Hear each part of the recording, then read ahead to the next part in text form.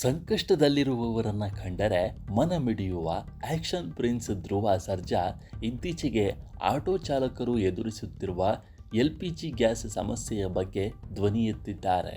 ಕೇವಲ ಮಾತಿಗೆ ಸೀಮಿತವಾಗದೆ 25 ಲಕ್ಷ ರೂಪಾಯಿ ಆರ್ಥಿಕ ನೆರವು ನೀಡುವ ಮೂಲಕ ಹೃದಯ ಶ್ರೀಮಂತಿಕೆ ಮೆರೆದಿದ್ದಾರೆ.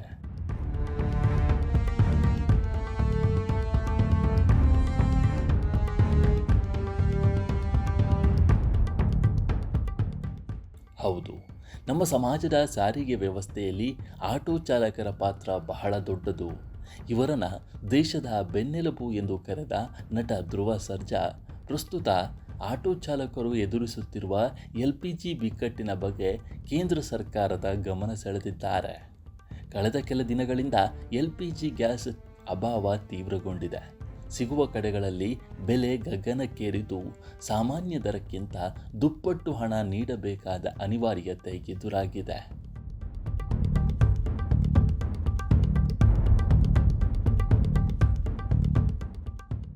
ಗ್ಯಾಸ್ ಇಲ್ಲದೆ ಆಟೋಗಳು ರಸ್ತೆಗೆ ಇಳಿಯದಂತಾಗಿವೆ. ದಿನವಿಡೀ ದುಡಿದು ಸಂಜೆ ಮನೆಗೆ ಹಣ ಒಯ್ಯಬೇಕಾದ ಚಾಲಕರು ಇಂದು ಖಾಲಿ ಕೈಯಲ್ಲಿ ಮನೆಗೆ ಮರಳುತ್ತಿದ್ದಾರೆ. ಹೀಗಾಗಿ ಚಾಲಕರ ಪರವಾಗಿ ರಾಜ್ಯ ಮತ್ತು ಕೇಂದ್ರ ಸರ್ಕಾರಗಳಿಗೆ ಧ್ರುವ ಸರ್ಜಾ ನೇರವಾಗಿ ಮನವಿಯನ್ನ ಮಾಡಿಕೊಂಡಿದ್ದಾರೆ. ಅಲ್ಲದೆ ಆಟೋ ಚಾಲಕರ ಕ್ಷೇಮಾಭಿವೃದ್ಧಿ ಸಂಘಕ್ಕೆ 25 ಲಕ್ಷ ರೂಪಾಯಿ ನೀಡಿದ್ದಾರೆ.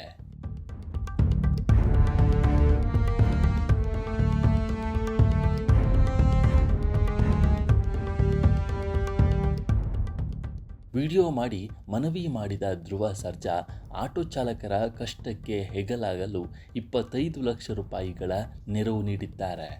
ಈ ಹಣವು ಸಂಕಷ್ಟದಲ್ಲಿರುವ ಚಾಲಕರ ಕುಟುಂಬಗಳಿಗೆ ಹಾಗೂ ಅವರ ಮಕ್ಕಳಿಗೆ ನೆರವಾಗಲಿ ಎಂಬ ಆಶಯ ಅವರದ್ದು. ಧ್ರುವ ಸರ್ಜಾ ಅವರ ಈ ಸಾಮಾಜಿಕ ಕಾರ್ಯಕ್ಕೆ ಭಾರಿ ಮೆಚ್ಚುಗೆ ವ್ಯಕ್ತವಾಗ್ತಿದೆ.